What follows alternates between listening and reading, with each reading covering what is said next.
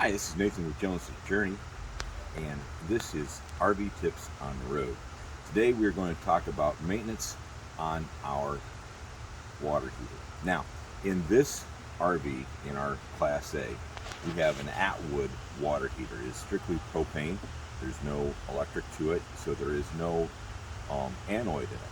So we don't have to worry about the anoid, but we are going to drain the water out of it, rinse it out, and make sure everything's good with it. We're also going to take and blow out the tube for the propane, for the flame, to make sure that's clear and clean, and we'll talk about that as we get to it. All right, the first thing you want to do, of course, is turn off the hot water tank so it cools down, the water gets cool.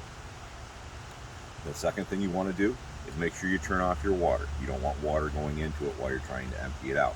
Sort of defeats the purpose. And then the third thing, of course, you want to do is get your tools set up. And we have that already done. I have my pick that's going to go into the water tank and rinse it out. It is a 5/16 socket that takes the bolt out, and some Teflon tape put around the bolt when we put it back in. All right.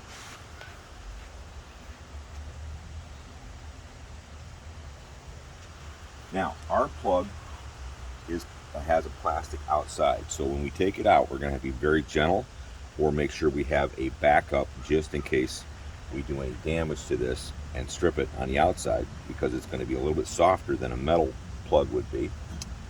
So we're going to do it very gently and pop the plug out. Now, word to the wise is when you pop that plug out, do it slowly, and don't pull it out all the way, and don't be standing right in front of it, otherwise you're going to get wet, because there's a little bit of pressure behind that water coming out.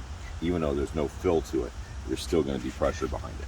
You're going to want to relieve that pressure, though, with the pressure valve first, right? Well, you're going to, yes, relieve some of the pressure with the pressure valve, with the bleeder valve, which is right here. So what you're going to do is open that up. And let that out. See,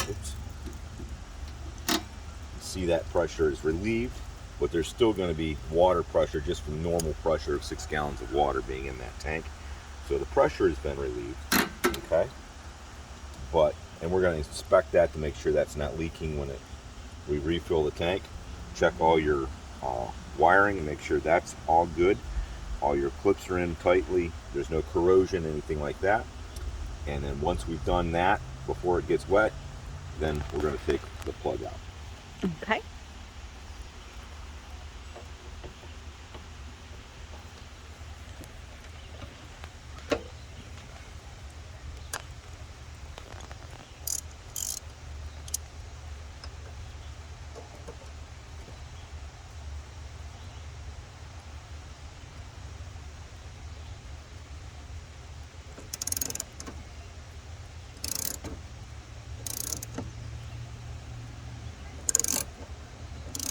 Again, check and make sure you're using the right size tool so you don't get any kind of slippage on the bolt or on the plug. And then once you have it out far enough, try and take and just remove it by hand so you're not putting any extra pressure on that. And as you can see, the water is going to come out. Now, because there's no anoid in there, there shouldn't be a lot of buildup inside of it.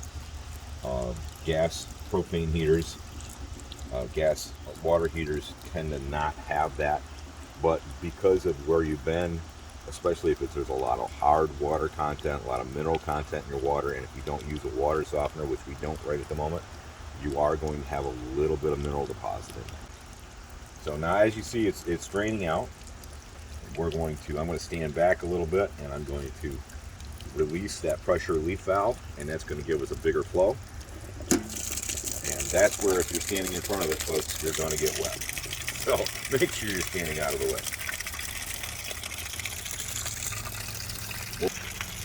We'll let that drain, and as soon as it's done draining, we'll come back and show you how to clean it out and put everything back together. All right, so that's done draining now. Some of the things that we're going to be looking for to rinse out, as you can see in my hand here, is calcium, and that is the biggest buildup in a tank like that. A little bit of calcium there. That was in the plug, inside the plug. So we're going to take and slide this in. What is that? This is a wand So you spray water into the tank, and it's got a pretty good flow rate because it's so condensed down. So it's almost like a power washer, but not quite, and it fits right into your drain plug. Now you're going to want to stand back a little bit when you do this, because otherwise you may get a bath. You're going to open that up, spray it around in there, move it around in there. Oh, Yeah, you can see some of that mineral content coming out. See that stuff coming out. That's what we're trying to do, because you want to get that out of there. Because what that'll do is that'll get in there and that'll build up and that'll eat out your tank. And you just get that out by taking this wand and moving it around in there, and just keep moving it around. Keep flushing it. Take it and spin it all the way around, because that'll build up on the walls of your tank. And then keep drawing it out.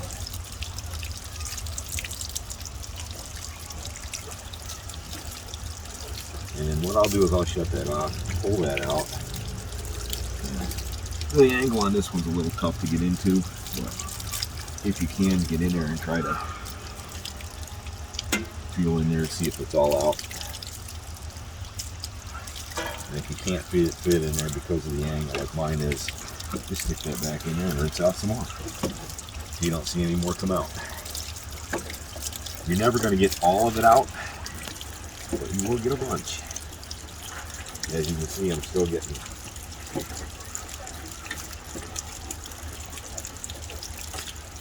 Quite a bit of flakes. Yes. Now here's a whole bunch of it. It's come out along here. Getting stuck. Okay.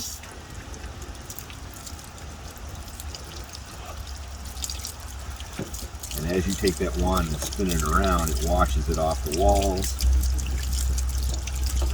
off the back of the tank. And as you take and move it back and forth in and out, it moves the water around so that it'll rinse it out. Try to push as much of it out as you can. Is there like a time frame that you think it should take to get that buildup off of there? It all depends on how much buildup you have in there. I mean, we've been doing it for a couple minutes now. Keep doing it until you don't see any more come out. Alright, so we've gotten all the residue in there that we can get out. You're never going to get 100% of it out, but at least you're not seeing any more big chunks coming out, or even a lot of the little stuff coming out. I've put some Teflon tape around the threads of our plug. We're going to put this on. We're going to hand tighten it. Now remember, when you put this back in, don't over tighten it, okay? Because ours is plastic, it'll strip, it'll crack, and then you'll be up a creek. Alright, so we're going to take and put this in.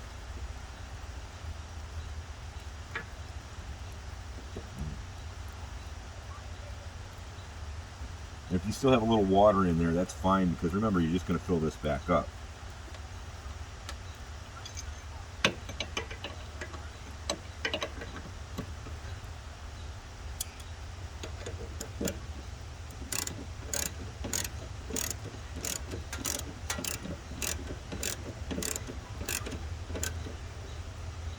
Now, when you get it in there and it's tight and snug, just give it a little bit more of a turn, not a lot. Again, you do not want to over tighten it. If you come back to it and you see that it's leaking a little bit, you can always come back and snug it up a little bit more if you need to. But the plug is in. The next thing we're going to do is take the compressor and we're going to blow out this area. This is your tube for your flame.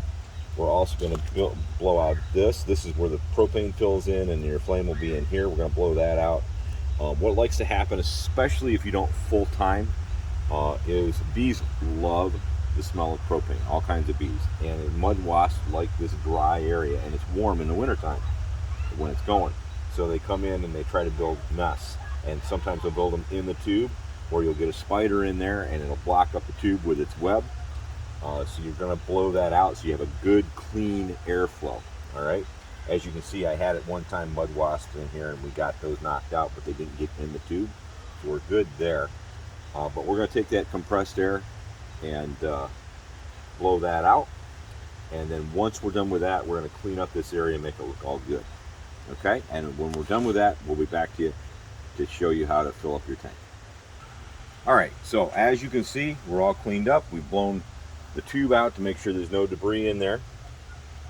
gotten all the mud off of it and all that. Our plug is in. Now we're going to fill up our tank. Now, when you fill up your tank, obviously just turn on the water. Make sure, again, your heater is off. Keep it off while you're working on it. That way, A, you don't get burnt, and B, it doesn't burn up your tank because it's trying to heat water when there's no water in there. Leave your pressure relief valve open, and then just turn on your water. That.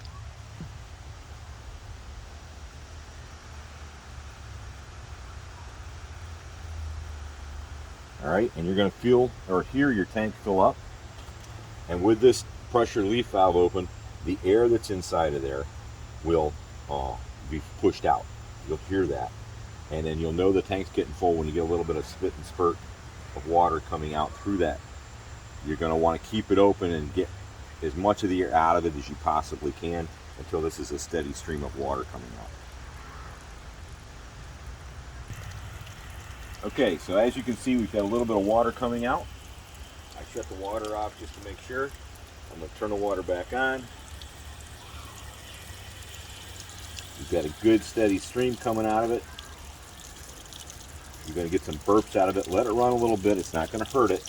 Again, just make sure it's not filling up your pipe. There we go. Now we got a good flow. We're going to close that off. And we're going to shut off our water.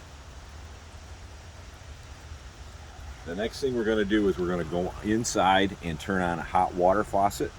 That way, if there's any air left in the line, we won't get an airlock or an air bubble in there. And by running the water in the rig, that will allow that air to get out. All right, so that's our tip for this week. If you full-time RV, I would suggest doing this process about twice a year, especially even more if you camp in areas that have a high mineral content like out west. But if you are just a summer RVer on your vacations and stuff like that, doing this process just once a year will be just fine. Should be just fine. So hopefully that was a help to you. If you liked it, please hit the like. Don't forget to ring the bell and subscribe and ring that bell so you get notification when we post another video. And as always, remember, when you wander with a purpose, that purpose being sharing the love of God with others.